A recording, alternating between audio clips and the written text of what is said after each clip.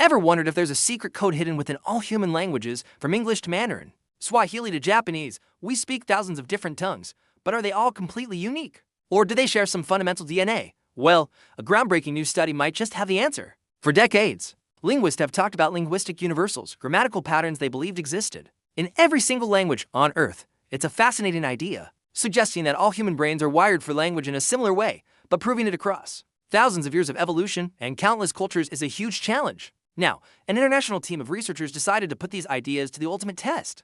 They used a super database called Grambank, which contains grammatical information from over 1,700 languages. That's a massive sample, but here's the clever part. Languages aren't independent, they evolve. They influence each other, and they spread geographically, like a giant, interconnected family tree. Simply picking languages from different parts of the world isn't enough to guarantee you may not see in the same pattern just because the languages share a common ancestor. So, the researchers used state-of-the-art evolutionary and spatial analysis methods. Think of it like a linguistic ancestry DNA test, but for grammar. This allowed them to entangle the complex web of history and geography to see which patterns truly emerged independently, again and again. So what did they find? Is language a free-for-all? Or are there rules to the game? The results, published in the prestigious journal Nature Human Behaviour, are fascinating. They found that about 1/3 of the proposed universals held up to this rigorous testing.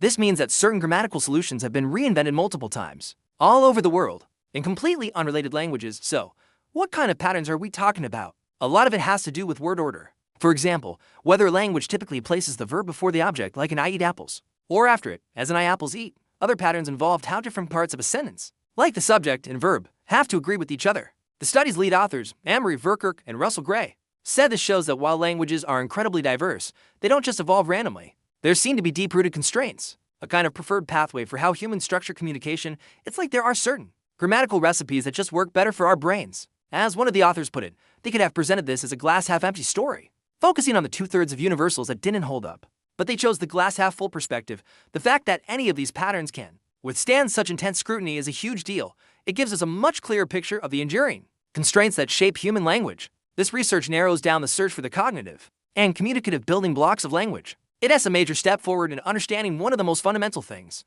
that makes us human, our ability to talk to each other. What do you think? Are you surprised that languages share these deep structures? Let me know your thoughts in the comments below. Thanks for watching, and if you enjoyed this, don't forget to like and subscribe for more deep dives into science and discovery.